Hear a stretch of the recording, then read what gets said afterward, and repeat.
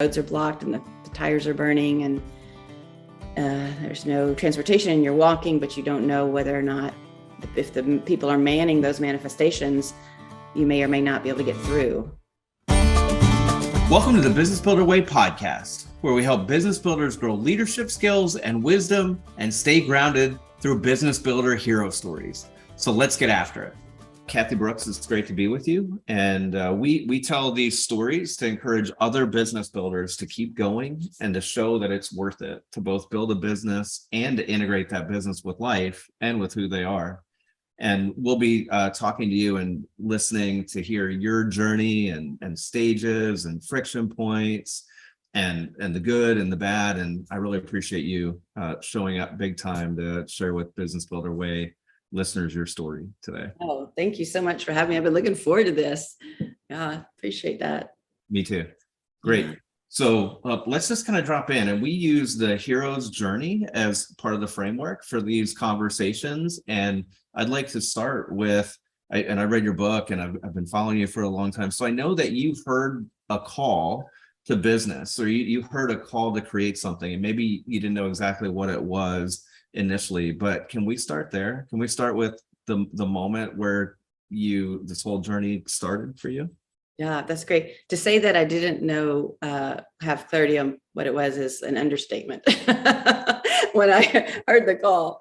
But I think probably our starting point for Second Story in terms of building the business in Haiti was my first trip to Haiti. And a lot of people are so profoundly affected and when they step onto that beautiful part of that island and meet the people.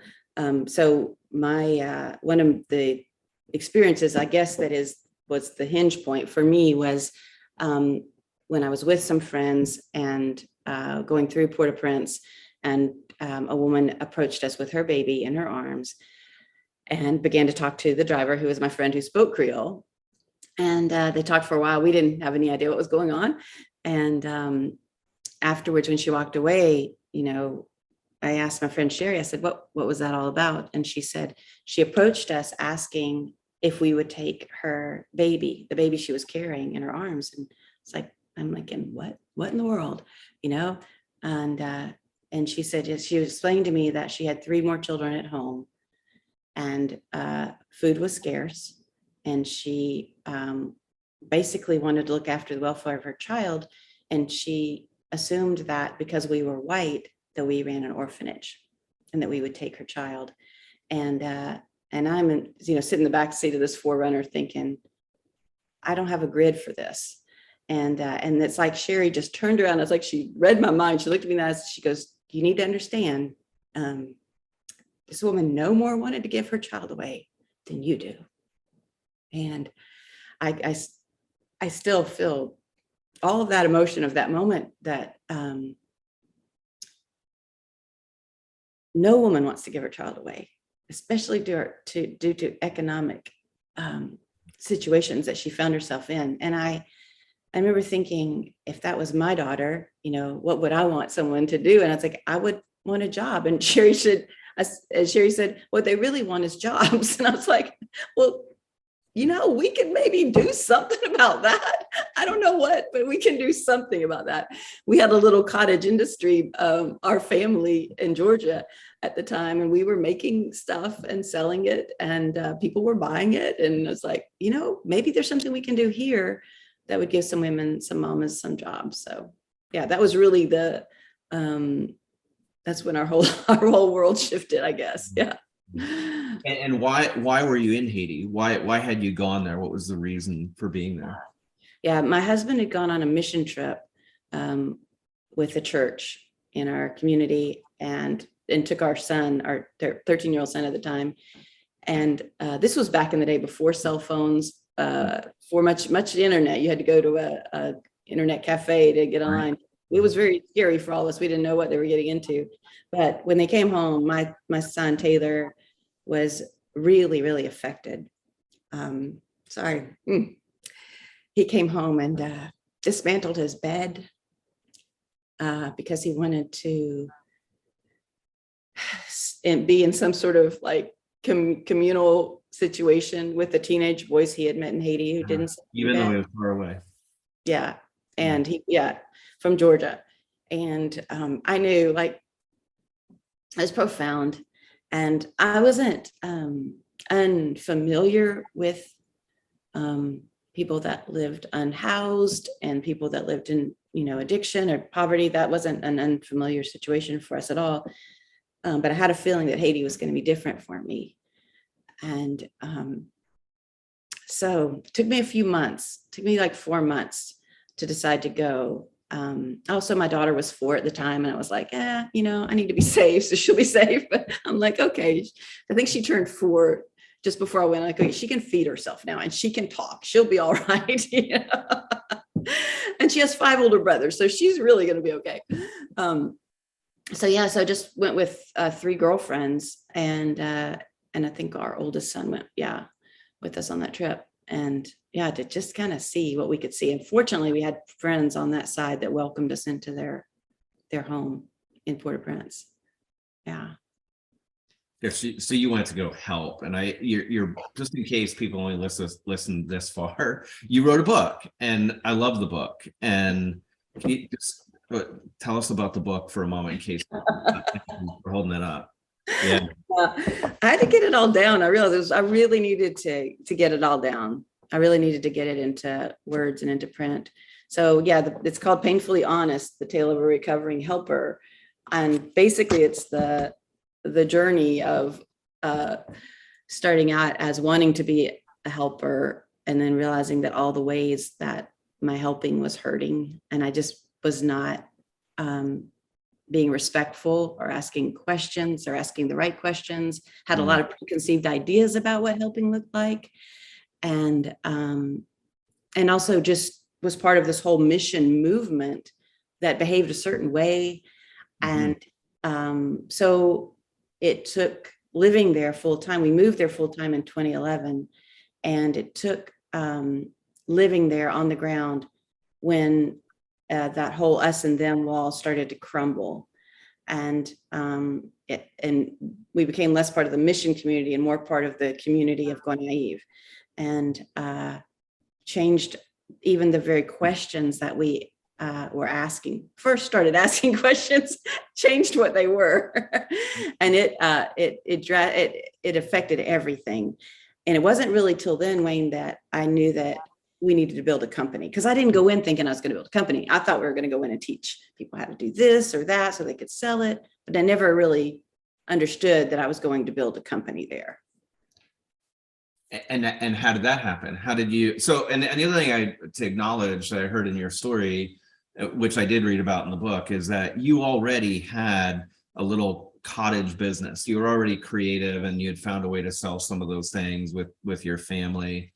Before any of this happened in Haiti, right? So, and that was one of the dots that you connected.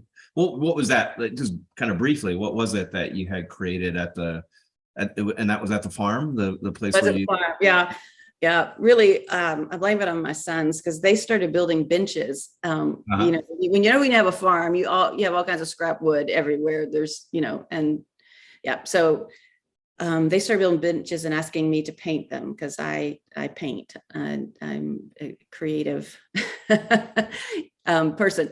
And so they started building benches, and we were painting them. And then I would, do words on them and make them fun and funky, and then paint different pieces of furniture. And then at one point, my youngest son, Sam, he started building these big crosses. And it was kind of eerie looking to have a room. So I started making mosaic, like folk art out of them. Those were super popular. But so then we only live like 25 miles from St. Simon's and Jekyll, the Golden Isles of Georgia. And so we would go there and sell them to the shops, the high-end shops there. And they just loved us. So we branched out and did signs. I'm wondering if I have any signs in here. I don't think I do.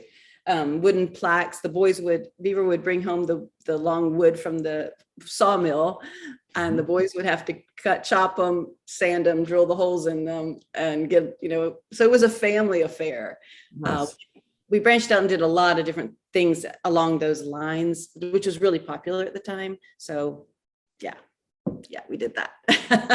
So you had that experience and you had those tools already, which helped you identify this opportunity. Like, oh, I might be the one who could help provide jobs. And then you moved to Haiti, and there you are in 2011. And there was a moment right there that you were describing where you, maybe it wasn't just one discrete moment, but you started to realize like, oh, it's not just about teaching people, but they need a place to sell these things. And I think we need to create a company, is what you said. What was that like? What was that moment like as you came to that awakening? Yeah. So that was a real moment, I'll tell you, because it was a point of decision. I didn't consider our cottage industry a company that I built at all. I realized it was going to be I was going to change my focus from designing and creating things, from the focus of the artist brain into company building brain. And I had no background in that. I had no skills, I thought.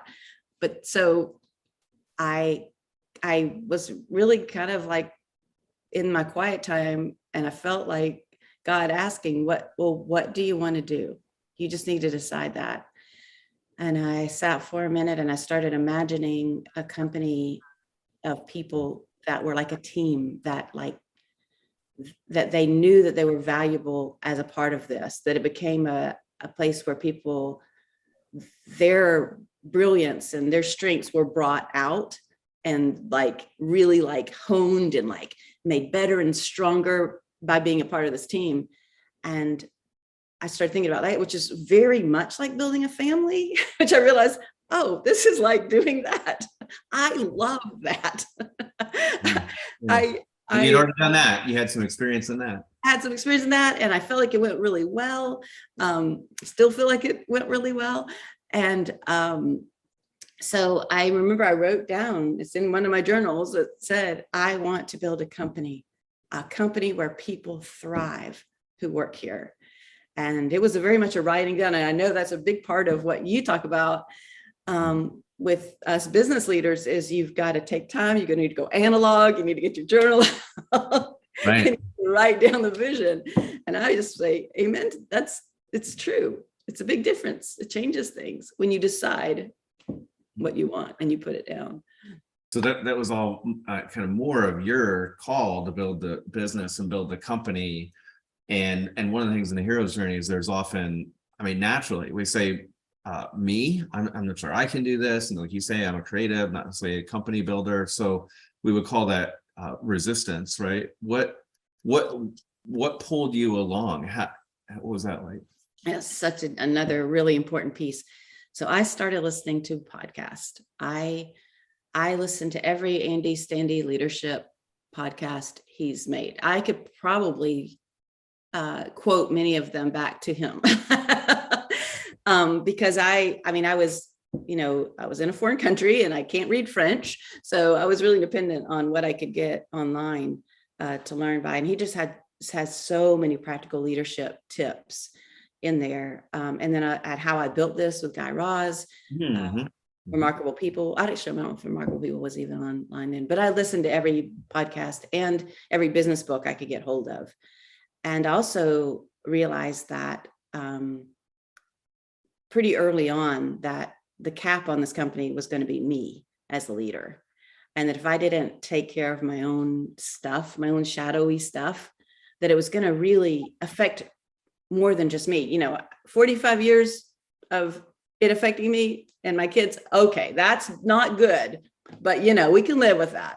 But when you start thinking about, you've got this whole company of people that are depending on you having your mindset straight, and you're not working out of your shadow side every day, of fear and guilt and all that. You have to deal with it. Or I felt like I remember, and I wrote down again in my journal, okay, God, let's get serious about this stuff. I need you to come after this stuff, and let's dismantle these things in me that are going to be the cap over this company, which is these people's lives. And so the stakes were just really high at that point. And which also was just a huge part of leadership. So all the principles that I was, just munching on, feeding myself with, we began to sit at the table together with the leadership team in Haiti. And we would listen to Andy Stanley talk, because his are short. They're like 15, 20 minutes. Sure. And we stop every few minutes for the people that didn't speak English, for the translators to translate it. We sometimes have 15 people around this table. Wow. And then we would have discussion. I think it was like Monday lunch or something. We would take a whole hour, and anybody could come, but we would discuss these principles, and it was really life-changing, and it started to set the tone for the culture that our company was going to have. Very nice. Right. I can just picture kind of everybody sitting around that table as you describe it. And I know sometimes for people I work with, when they're busy and there's a lot going on, it seems like that time that you spend listening, learning, talking is time that you could have been marketing or making more journals or whatever. Was there resistance to that, or what would you say to somebody that says, "Oh, I'm too busy to do that" type of thing? I don't see how any business person is going to get very far without feeling that drag on your soul and on your own mental capacity, without doing that kind of work, without getting the input we need, the clear thinking, the people that have fought their way there before us and can guide us. I don't know how anyone could keep going very long without that. And I don't. But also, like I said, I didn't have a business degree, so I was starting from zero. Yeah, and there's still at times I think, wow, it would have been helpful if I had done a degree in business. Perhaps, I don't know. Maybe I would have never done this if I'd had one. Right. Well, just like not questioning the prior 45 years of any shadowy stuff, as you said, because the reality is you were in the present and you were being very present. You were thinking about, what do I need to do now? Similarly, maybe it would have been nice to have a business degree, or maybe it would have slowed you down. But either way, you would have just gone forward with taking another step with what you have. Yeah. And it was and what I heard in that is that if a business owner is starting to feel depleted or feel some drag, what you're encouraging them to do is don't just try to push through it, but you have to do something different when you feel any kind of drag, because probably not going to get better trying to do more go, right? Yeah, you said it really well. And that doesn't mean, at first, obviously, like you said, that's our first thought, is to just, pedal harder. But really what we need to do is get off the bike and go for a walk in the woods. We need to listen to somebody who's gone before or has a similar story. We need to get back, get our brain back on straight. Yeah. Nice. Well done. And so what are some of if you can think about, so we talk about building a business. So think about, and you built lots of things and created lots of things. So this probably makes lots of sense to you. Dig a foundation, pour concrete, structure, et cetera. So when you think about where Second Story Goods is now, and it's 2022, and you're mentioning 2011 as when you moved there, so 11 years, like. Yeah. What are some of the pieces that have gotten built along the way to where you're at now? Yeah, that's great. I'd say first, in the early days, it was identifying the people with skills, and like Benson arrived on the scene with skill. He didn't need to be trained to do anything except maybe in the designs that Americans would appreciate, and then other people needed someone to come in and train them. So identifying people's skills to make things. And then the next step really was identifying people with skills to administrate things and administrate the company. And that was a hard step for me, because that meant I was going to be talking to people who'd finished their schooling, who had degrees. And I was like, oh, I kind of felt like, am I leaving the sector of people that live by the dump, but it was like, no, you have to have all people with all different skills to build a company.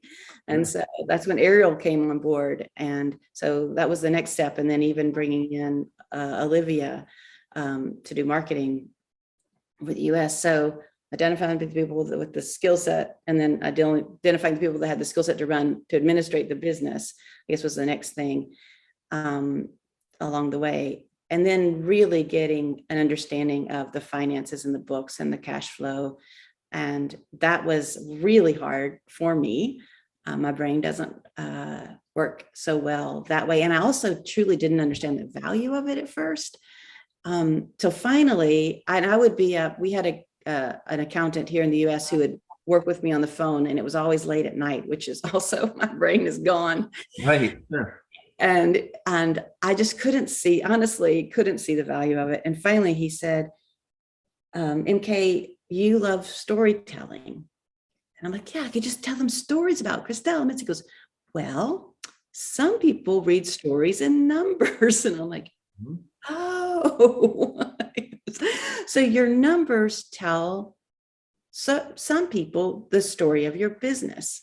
That's why you have to suffer through learning how to work QuickBooks.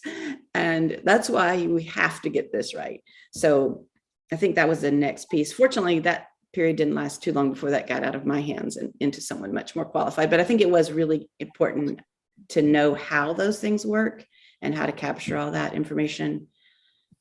As you can imagine, working in a country where there's no bank cards, everything is cash, and it's cash in a foreign currency to you and to your QuickBooks. So everything has to be translated over and over. It's extraordinarily complicated. So yeah, I think that was the next step. And then also, I think this is a thing that I think bringing Olivia in has really helped, because and this is something as founders, I think is really hard, is to make space for new leaders. And I mean, when it's your baby and and you've always done everything, it takes a lot of grace to respect especially someone much younger with less experience coming in and helping with new ideas. And really what Olivia did was help to get the brand off of me and my personality and move it to its own distinct personhood, so to speak, because I found businesses is all about you. Right. But now Second Story people don't know who I am. And I love that when they don't, because it used to be, it was all my Facebook page, my Instagram, and now it's all Second Story. Everything is separate. And yeah, I think that was another big step for this thing to be able to outlast me too. Yeah. And also just to create the brand, keep us more on trend. And I tend to be like, let's just use whatever's around us. We'll make this work.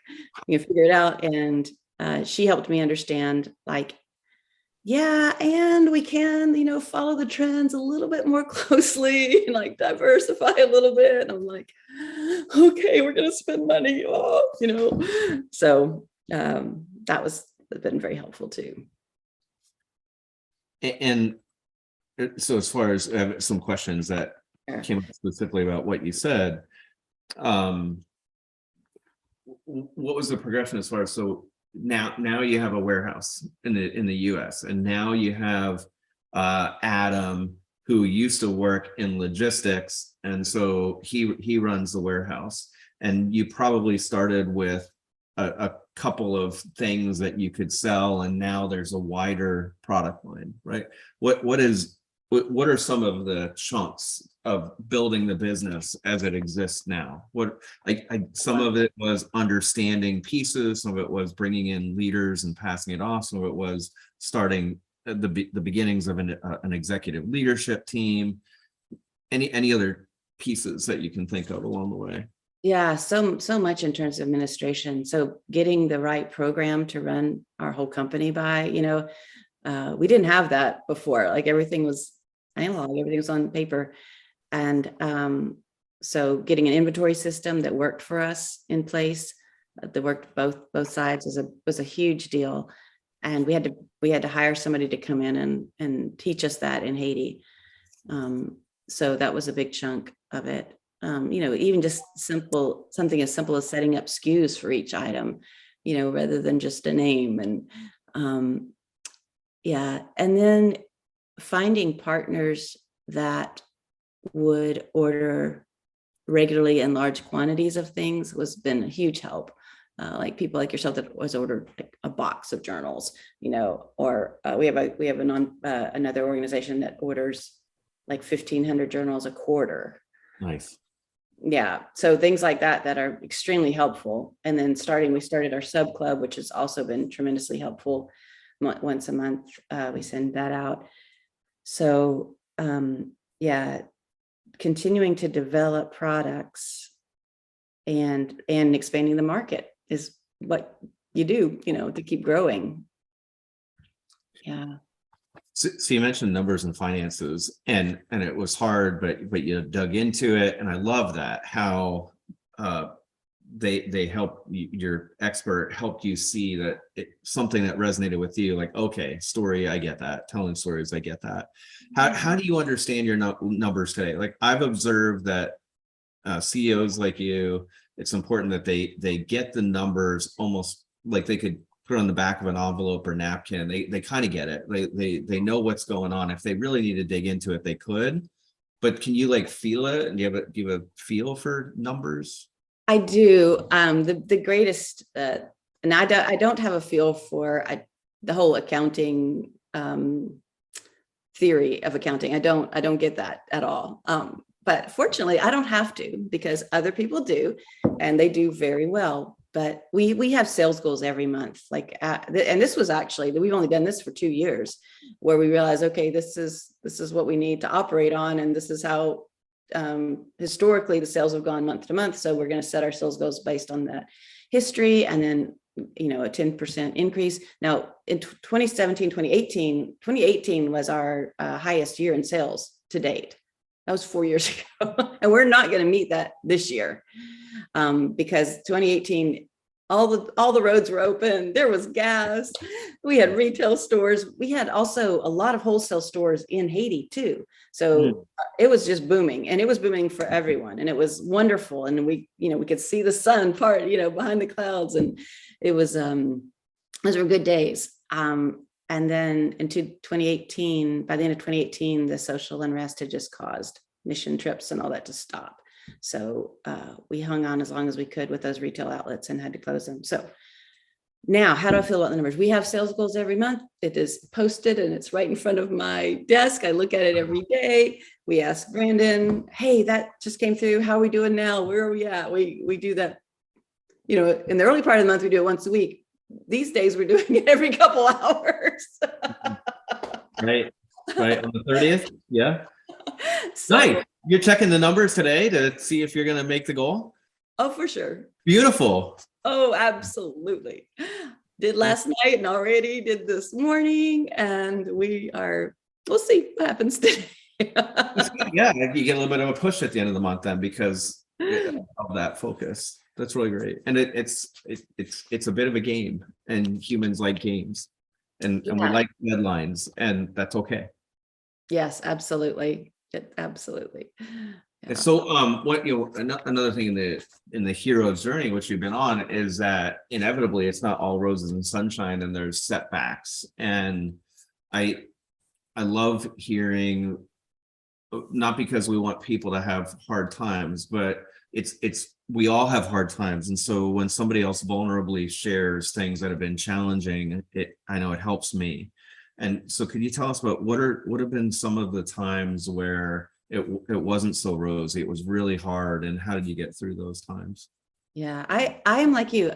I do not want to listen to anybody talk about their business who hasn't had a hard time. I got nothing for you. That doesn't help me. I am the same way. So yeah, we've experienced, a lot of hard times, and we are definitely in one right now.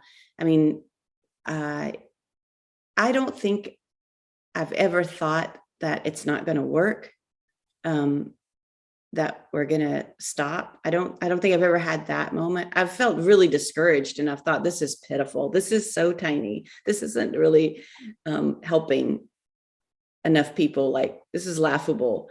But I set my mind to gratitude to what it is doing, and then that whole cloud will dissipate pretty quickly. But Gosh. Hard times. Let's see. I think, I mean, if people read the book, they'll read about some of the hard times and, scary times when it could have not been too difficult to up and run, but it never really crossed our minds to do that at that time. And it wasn't until 2020 late 2019 that I realized I needed to come out of Haiti for a bit and give myself a break, my brain a break. I was on the cortisol that was just constantly flooding my body was doing me in. And I didn't really realize how bad off I was till one of my girlfriends there, colleagues there, said, "MK, we think you need to take a break." Because when you feel the whole concern of the welfare of every single person, and when it's so tricky even to get to work, when the roads are blocked and the tires are burning and there's no transportation and you're walking, but you don't know whether or not, if the people are manning those manifestations, you may or may not be able to get through. So it's very tricky and it's dangerous. And I was mugged once on my bike while I was there, and we had a home invasion, and that was, a bit rough. And but even in the midst of that, I will say, as hard as those things were, I mean, we were surrounded by such community and friendship, such deep friendship with our colleagues, and that are, friends and like family now. I think those things were the exceptions, not the rule, but as a company, you really want to know what was hard with what the company has suffered.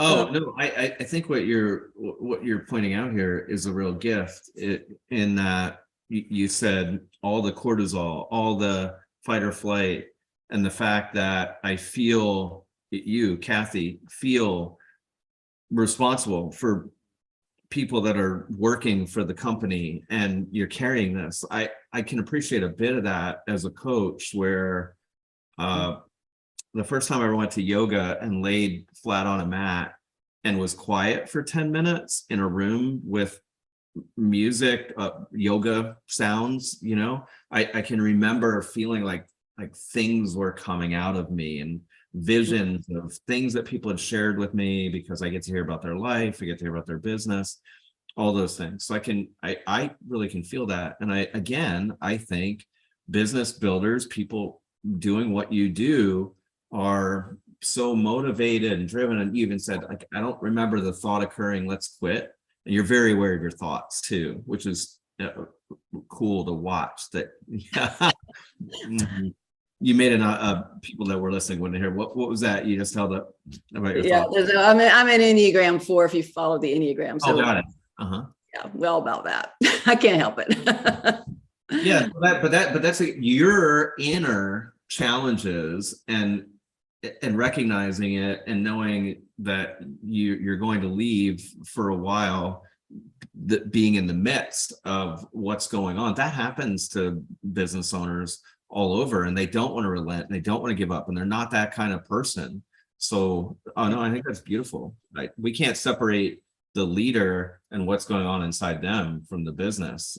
They very closely connected. Yeah. And I will say too, Wayne, 2 years or 18 months to 2 years leading up to that day, I woke up every morning with this sense that this has to work without you in it, like every morning. And it really changed my focus to, again, from creating to building the business to being outside of the business. And so it was really about the leaders there had to be able to do everything that I was doing, to some extent, to some extent, as far as it related to makers and the groups and the culture of the company. So I started pushing everything that came toward me that I could push back to someone, I would. even I remember one time we had to draw out the room that we were in for something, some event or something that was going to happen.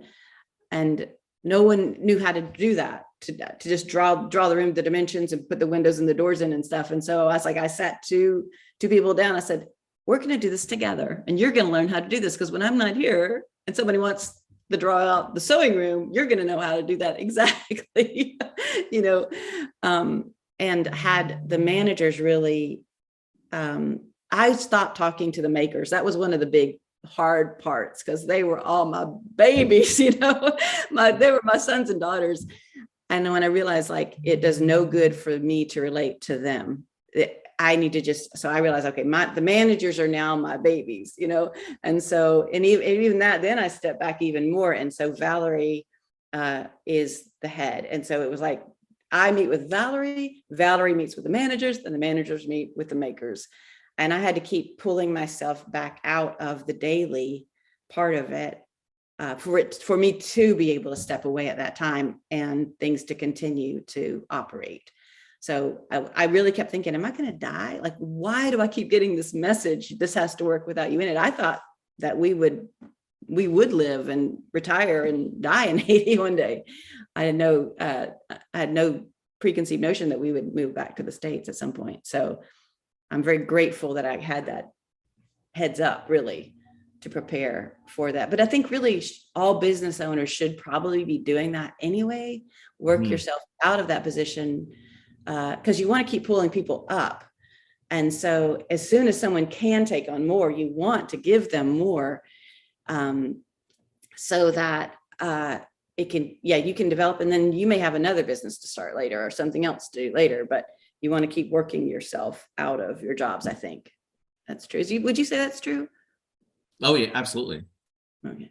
No, that's definitely if you're going to truly create a business, yes, you keep, but there's also some people choose to have a small business and they always directly will work with their employees. That's okay too. It's just a different path, a different journey. Right? Yeah, I didn't like it at first when people would tell me that early days. They're like, "What's your exit plan?" I'm like, "Dude, I just got here. Can you just give me a minute?" And I didn't, but I will tell people now that we're going to start something, like, start with the end in mind. Like, you can't imagine that you're going to ever think about an exit, but it would be cool to know what shape you want to have this in when that day does come, so you can start working towards that. Can you tell us about the business now? So you mentioned that there's multiple maker groups. So we might think of that as almost like little manufacturing facilities producing, like you mentioned, journal, and I love the journal, and I'm holding it up, made by Benson and his team. So that's a group. And then there's Christmas ornaments, Christmas decorations that are coming out, which my wife is very excited about. And Yes. I keep thinking we need to get our order in so we don't miss out. So that's a group, jewelry, so on and so forth. How many makers, artisans, employees, if you will, in these groups? And then in the US, you've got your team here. Yeah. Go through what it looks like now. Yep. So as far as maker groups, I should be able to tell you exactly. I'm going to say 7 different maker groups that are operational in Haiti, and they are all, except for the sewing group and the jewelry group, they are all individually owned by Haitian workers. So they're not staff, they're not employees of Second Story. And they work offsite. And also and this year, we're actually in the process of transferring the ownership of the whole manufacturing part of Second Story to Haitian ownership as well, so that they can start to build some wealth and themselves and owning the company. It's great to work for a nonprofit if you don't have any desire to build wealth or to be able to leave anything to your children because you don't own anything. So I realized pretty early on that's not super helpful in an emerging economy like. Sure.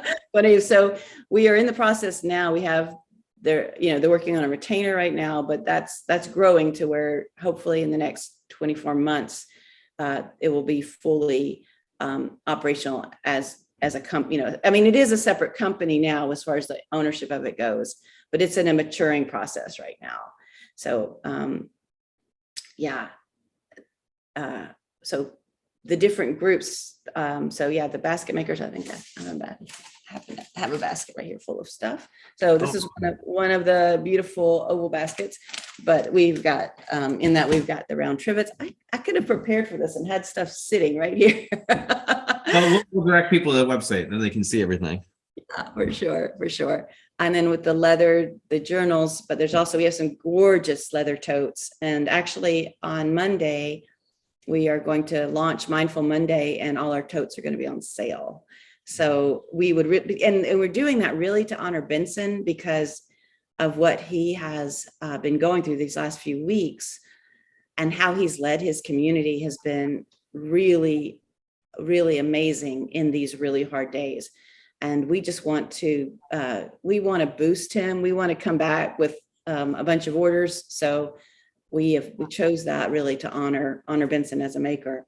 What's he been going through? So for the first time that anyone I know can remember, when the manifestations broke out across the country last week, there were actually, and there's always like people marching, but usually they're very peaceful. I mean, it may be loud and they may block the roads and stuff, but this is the first time the people actually chose to break into organizations. So Food for the Poor was broken into and looted. And then Caritas, another organization, was looted. The Digicel, the phone company, several other businesses were broken into and robbed. And people were just running, through the streets with stuff like we've seen here in America too. And so Benson on last Friday, or Friday before, we'd been texting, and then he went silent on me for a while. And then he came back and he said, "I'm sorry, MK, I have been very busy." He left me a voice message. He said, we put out a call to the people that took stuff from these warehouses that belong to churches and schools and hospitals. And we told them, you must return it. We're hurting ourselves. We're hurting our children. And he had there was piles and piles around his workshop, which is down. It's really beside the dump. I don't want to describe it any other way, but that is the truth. This is the very farthest part of town. No one who doesn't live down there will go there, like in the city of Gunny. So anyway, but a lot of the people that are marching are from that area because generally that's who will march. Sure. So they were bringing desks and chairs and boxes of books and bags and stuff back. Nice. To return back to these organizations. And he was so excited. He was so high. And he said, I'm pretty tired. I'll get back to you tomorrow. And I said, yeah, you need to get some rest. And at 10 o'clock, I think he texted me and said, MK, I still can't rest. People are still bringing things. He said, many people were too ashamed to bring it in the daylight, and they're bringing it at night. And the next day it was actually on this Haitian news channel. And anyway, he took such a stand, and we were FaceTiming the next day, and he wanted me to see that there was still stuff coming in, and then he took me into his family courtyard and showed me his garden. He goes, MK, I want you to see this. And he had all these fruit trees and vegetables and everything. Now this is a salt flat, so it's very hard to get anything to grow there. Mm-hmm. And I said, Benson, this is amazing. And he said, if you want people of Jubilee, if you want people to have a vision of what they can do, you have to show them first. So he is the model for people to have the vision of what their homes can be like. This man is a leader. Like I don't know if I'll ever meet another one like him. He's built a gazebo area outside of his workshop, and yeah, I don't even know how to describe this the situation that he's working in, the tension, and yeah, but he is determined to see Jubilee thrive. Yeah. And I asked him the last time I was there, because a year ago when I was there in August was the first time he told me not to come to Jubilee. I'm like, what do you mean don't come down there? He's like, okay, you can't. He said, first of all, it puts me at danger if you come. If people see you coming into my workshop, they're going to think you're bringing money. Yeah. Puts me at danger, and it puts you at danger. And that broke my heart, because I've never been told that before. And he said, well, Benson, would you consider moving? Would you consider coming up to our place, which is 2 miles from there, 2 miles up the road? And he said, if I leave, then who will show them? Hmm. Who will show them that they matter? Who will show them? Amazing. Yeah. And I just, because he could easily live in a much safer and nicer place in the city even. So he's a phenomenal young man. He really is phenomenal. You wrote about him. You wrote, I believe you wrote a whole chapter in your book about him, and I really enjoyed that. And he and I have connected on Facebook just very briefly, but and just had a quick exchange. Thank you for the journals that he produces. And so then to hear that, and to hear about who he is and how he shows up for his community, thank you. And it's one of the reasons when I found out about you and Second Story Goods, the company, through a man named Tom Backman, who's a client of mine. He has a company called BMIL Technologies in North Carolina, and he had done some work in Haiti because he does refrigeration equipment and dehumidification equipment, and does a lot of these things in the tropic zones because of high humidity and the need for refrigeration. He had one of your journals that had the logo kind of on a patch on the front of it. It was a coffee bag, and he gave me one of those.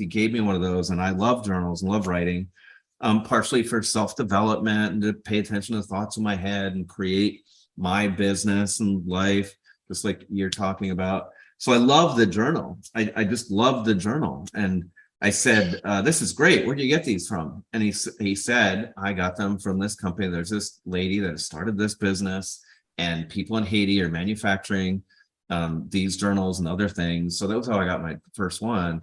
And so when I combined the fact that I loved it with the idea that this is not charity, this is people have jobs and they're good at what they do, and they take pride. And now we get to hear about Benson creating this oasis and setting an example for the people in his community. I feel even better about buying from him and buying from his group. So thanks for helping to pull some of that full circle. Yeah, I could write a whole book about him, but more likely I wish he would write a book. So well, he may. Yeah. Can you tell me about so that's the Haiti things, and then of course in the US, and we talked a bit before we started officially, and we can cut some of that in about a distribution center and marketing. And so what do customers of a business like yours are in Donald Miller's story brand? He talks about the customer as a hero, and you're the guide. But tell me about your customers as heroes. Can you talk about that? Yeah, absolutely. And that's something that it's really helped moving back to the United States, because I've gotten to see people face to face, and a lot of times, or at least just be more aware of our customers, because in Haiti it's all consuming that story, that part of the story. But really, what's been just amazing is the people that get it, like what you just said. Wayne, you're a great example of someone who loves a quality product. They don't want to do a pity buy, but also is really they're like people like you, like you're already turned toward doing good with your purchasing power. And when you find out about a company like ours, it's like, okay, good. Thank you. You're helping me get to where I want to go, which is to do good in the world with my purchasing power. And so we truly are the guide. That the customer truly is the hero of this story.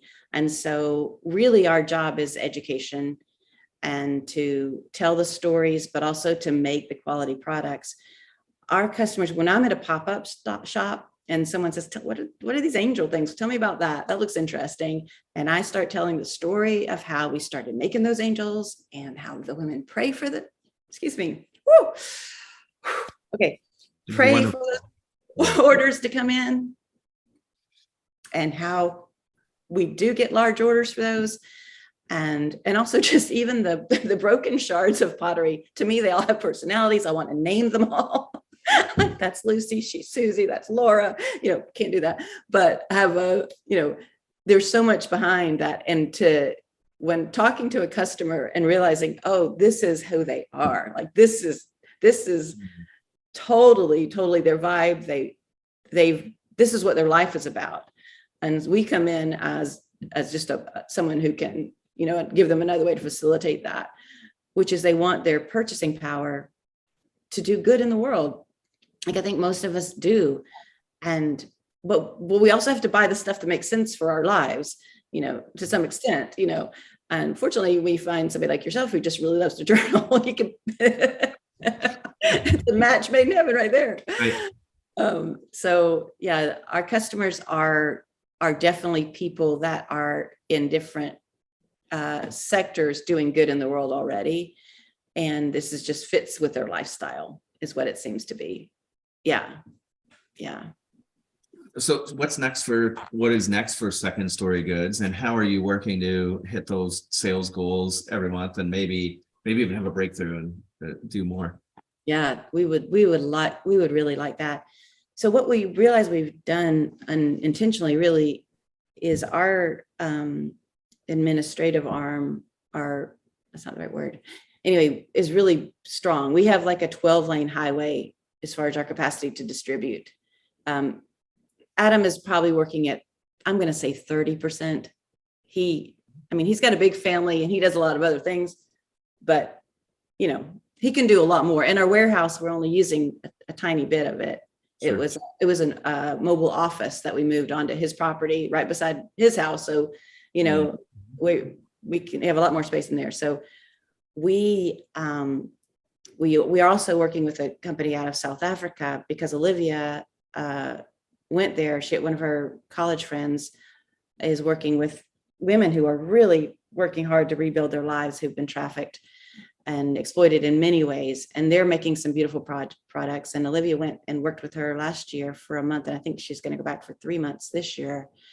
And she'll still be working for us, but she'll also help them with marketing and product development. So we're starting to represent them now. We're distributing their goods, because it's very complicated for like a store here, a coffee shop, to say, oh, I'm going to order this from this company. If you don't have a warehouse here, it could be 8 to 10 weeks till you get it in, and then there's customs to pay, and there's all this shipping to work out.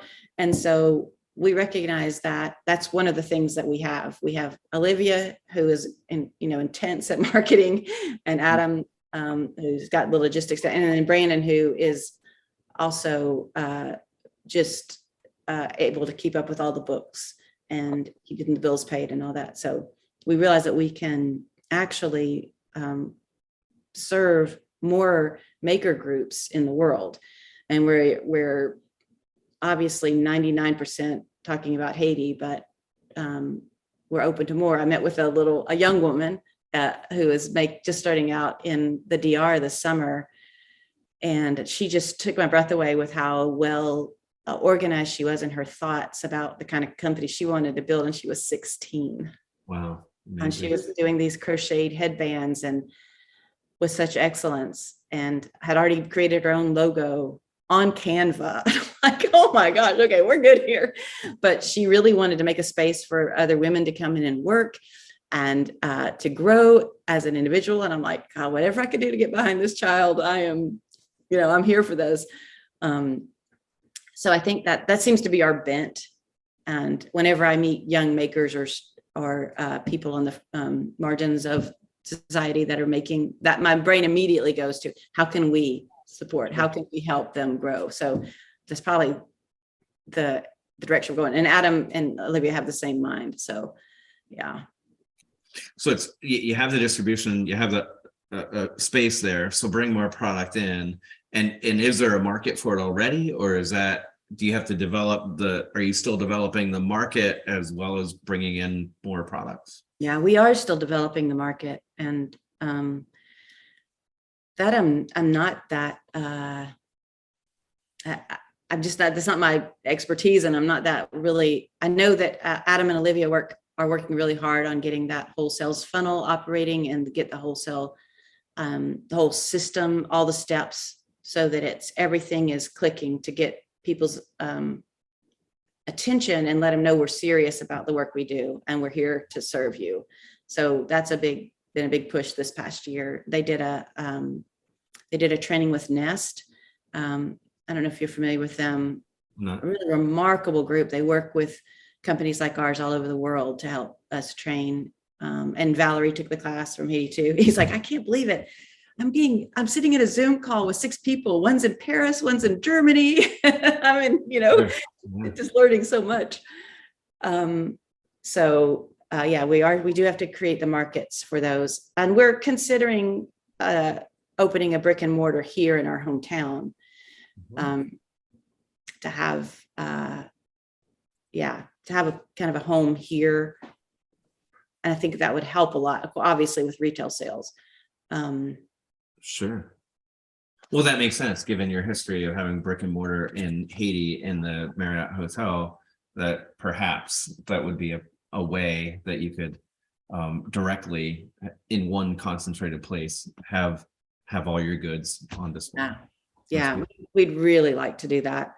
So we're looking at some different buildings right now, and journaling, thinking, and right, reading, and right. Yeah, creating Google Docs. We'd really love to be a part of creating jobs here too, in our area. We have just this big discrepancy between, we have amazing wealth here in the Golden Isles between Jekyll and Sea Island and St. Simon's Island. And then we have a lot of really desperate poverty too. And so we'd really love to be a part of helping small businesses, representing them and pushing them forward, but also even giving a space for some people to work. That we have a growing homeless people, unhoused people group population here that Adam's been actually meeting once a week, going down and cooking and hanging out with folks. And I've done a little bit of art stuff with some of the women, and we'd love to be able to do something where those people in the population feel really valued and seen and loved. And, a lot of them are on their, last quarter of life, likely at this specific lifestyle that they're living. And I'm thinking, wouldn't it be lovely if they had a sense of great value and joy and meaning in this next stage of life, regardless of what maybe they've experienced before now. So we'd love to do something like that. And I think that is likely going to happen, because usually when I get this kind of feeling about a thing, we go in that direction. It's just awesome. Scary because of the finances and all that, but yeah. Yeah, and so I think that's a great place to take us out, is in this place where you are now thinking about the next thing. And when you get these feelings and you get these thoughts, there's more to come. So what I hear, Kathy Brooks, is that you're not done, and there's more to come, to be continued, as they say. So we look forward to following your journey. And it's really been great to have this conversation with you. It's good to hear about what you're doing and to be able to share that. And I want to do more to get the message out about the quality products your maker groups are producing. And at the same time, there's a whole lot of practical, good stuff that you shared today from the heart that I know will help other people building businesses of all sorts. So thank you for that. And I'd like to finish by help us with, how can we find out more about you and Second Story Goods? How can we take a look at those awesome Christmas decorations and journals? And you said you were willing to offer a 10% discount to listeners of the podcast. So how do we take advantage of this? Yeah, absolutely. Well, first of all, I just want to say thank you, Wayne, for the work that you do. And I listened to your podcast. I watched your YouTube. I get the messages and I hear you, and I'm paying attention, as I'm sure, many, many, many other people are, but you probably don't get to hear that from us that often. So thank you, because I think helping people build businesses is I mean, to me, that's a faith-based enterprise, because it takes great faith, and you're really just helping other people grow, which is a beautiful thing. So thank you for that. And for the way that you champion our company. So secondstorygoods.com is where you can find us, our retail site. And that's second with a 2, like the numeral 2, storygoods.com. And we're Second Story Goods on Instagram as well as Facebook. And yes, for your listeners, if they will put in, what did I say it was? BB Camp, BBCAMP. Yeah. As discount code. Yeah, that's your code to get your discount on anything, and that's on your first orders. So, and we don't even have a closure date for that. We would love to see you guys come on board and partner with you. It would be amazing, and to hear from you. What's the other thing you asked?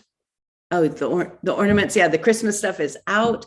I will say that we did sell out of our large standing Christmas trees of the 3 set this week, but we have more on order, and the metal art is able to get out pretty easily. So we expect that to come in a week or 2.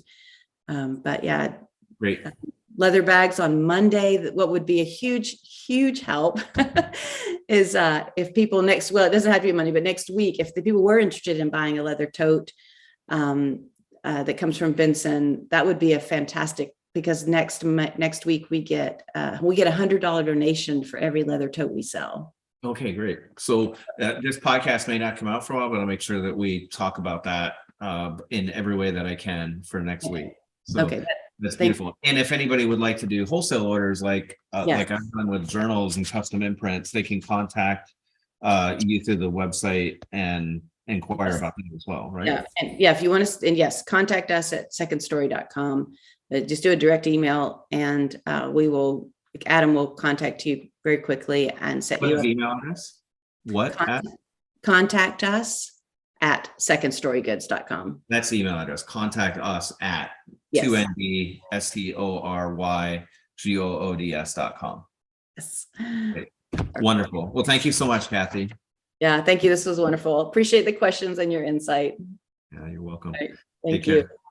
Thank you for tuning into the Business Builder Way podcast. If this episode spoke to you, click that subscribe button and share it with a friend. That's how this message gets out into the world.